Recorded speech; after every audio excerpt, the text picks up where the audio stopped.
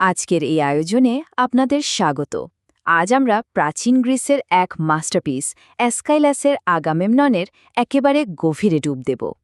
শুনলে হয়তো মনে হতে পারে, আরে এ তো একটা সাধারণ নাটক, কিন্তু বিশ্বাস করুন, এটা আসলে ইতিহাসের অন্যতম প্রাচীন আর সবচেয়ে লোমহর্ষক এক ট্রু ক্রাইম ইনভেস্টিগেশন, একদম রিয়েল থ্রিলার যাকে বলে।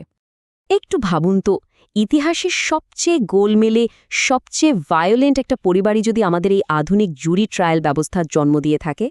হ্যাঁ, ঠিকই শুনছেন, এই গল্পের পড়তে পড়তে অন্ধকার আর প্রতিশোধের এমন এক নেশা লুকিয়ে আছে যা আজকের দিনের যে কোনো মার্ডার মিস্ট্রি বা থ্রিলারকেও অনায়াসে হার মানিয়ে দেবে।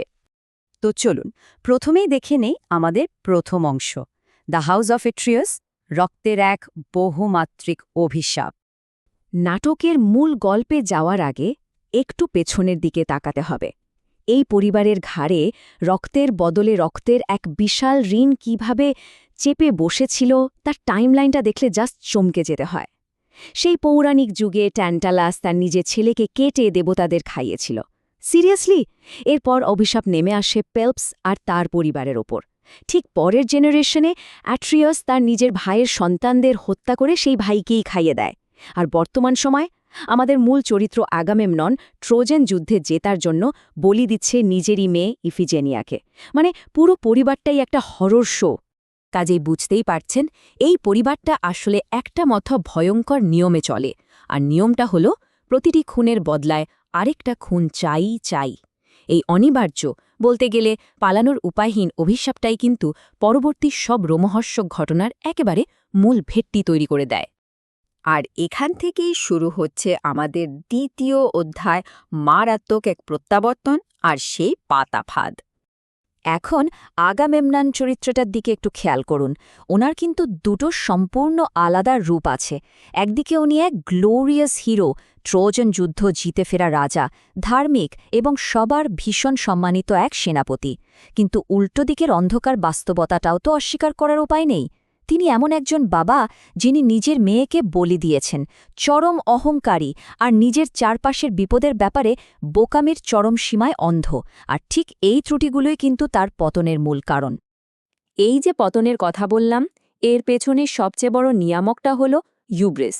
সহজ কথায় হিউব্রিস হল এমন এক বিপজ্জনক বা আত্মঘাতী অহংকার যা একজন মানুষকে সব সতর্কবাণী অগ্রাহ্য করতে আর দেবতাদের নিয়ম ভাঙতে বাধ্য করে। এই হিউব্রিসের কারণে আগামেমনন অত্যন্ত অবলীলায় ওই নিষিদ্ধ বেগুনি গালিচার ওপর পা রাখেন, অথচ ওই গালিচা ছিল শুধুই দেবতাদের জন্য সংরক্ষিত। এই দৃশ্যটায় অ্যাগামেমননের স্ত্রী ক্লাইটেমনেস্ট্রার একটা বিখ্যাত উক্তি আছে, তার পথ বেগুনি রঙে ঢেকে দেয়া হোক। বাইরে থেকে স্ত্রীর এই রাজকীয় অভ্যর্থনা দেখতে ভীষণ মিষ্টি, তাই না?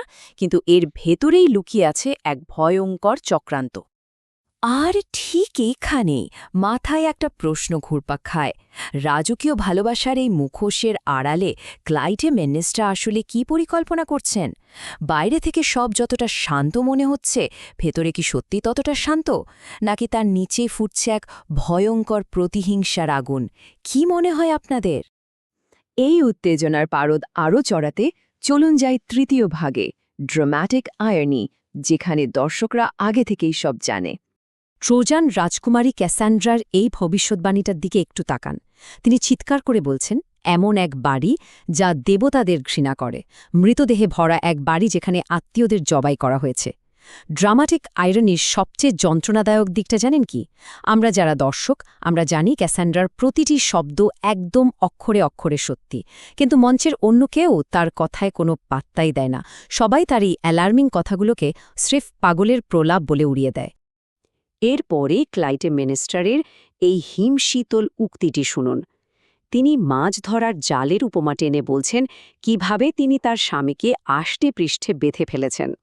এটা যে শুধু স্নানাগারের ভেতরে কাপড়ের একটা আক্ষরিক ফাঁদ তা কিন্তু নয়, বরং রূপক অর্থেও এটা এক মারাত্মক পরিণতি যা আগামেমননকে পুরোপুরি গ্রাস করতে ছুটে আসছে। আসলে এই জাল বা নেটের মোটিভটা পুরো নাটকে কিভাবে কাজ করেছে তা গভীরভাবে ভাবলে অবাক হতে হয়। বেগুনি গালিচাটা হলো অহংকারের জাল, এরপর আছে ভাগ্যের অনিবার্য ক্ষমতার জাল, স্নানাঘারে খুন করার জন্য ব্যবহার করা আক্ষরিক জাল, আর ক্লাইটেমনেস্ট্রার বোনা মাকড়সার জাল। এই একটা মোটিভ কিভাবে আক্ষরিক একটা খুনকে নাটকের এতগুলো বৃহত্তর থিমের সাথে গেঁথে ফেলেছে ভাবা যায়।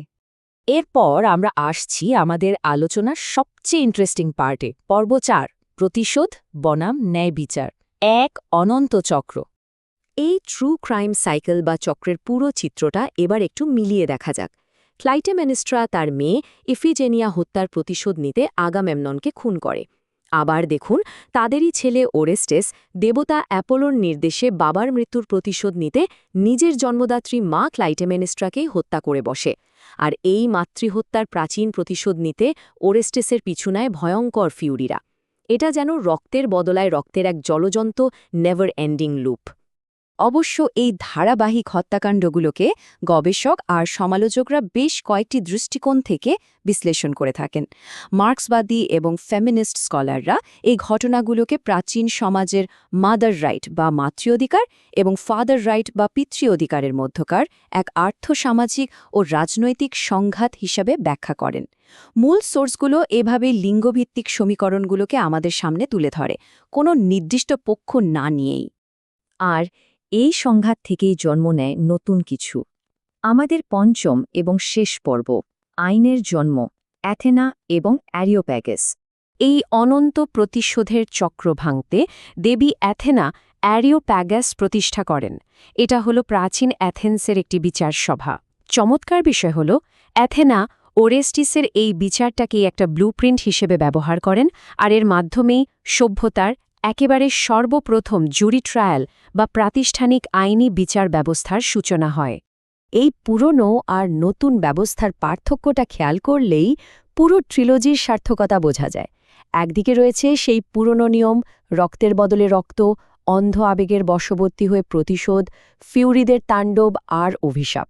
আর অন্যদিকে শুরু হচ্ছে সম্পূর্ণ নতুন এক যুগের নাগরিক আইন, সুসংগঠিত বিচার ব্যবস্থা, ফিউরিদের রূপান্তর ঘটে ইউমিনিডেজ বা দয়ালু সত্তায় পরিণত হওয়া, এবং জুরি ট্রায়াল। এটাই তো পুরো অরেস্টিয়ার ট্রিলজির সবচেয়ে বড় সিগনিফিকেন্স, তাই না? তবে আজকের এই আয়োজন শেষ করার আগে একটা গভীর প্রশ্ন আপনাদের জন্য রেখে যেতে চাই। আমাদের আজকের এই আধুনিক আইনি ব্যবস্থা কি সত্যিই প্রতিশোধের এই আদিম চক্রটাকে ভাঙতে পেরেছে, নাকি আমরা কেবল এটাকে একটা সুন্দর প্রাতিষ্ঠানিক রূপ দিয়েছি মাত্র? প্রাচীন গ্রিসের এই ক্লাসিক গল্পটা কিন্তু আজও আমাদের এই প্রশ্নটা করতে বাধ্য করে। আশা করি আজকের এই বিশ্লেষণ আপনাদের এই বিষয়টা নিয়ে নতুন করে ভাবতে সাহায্য করবে।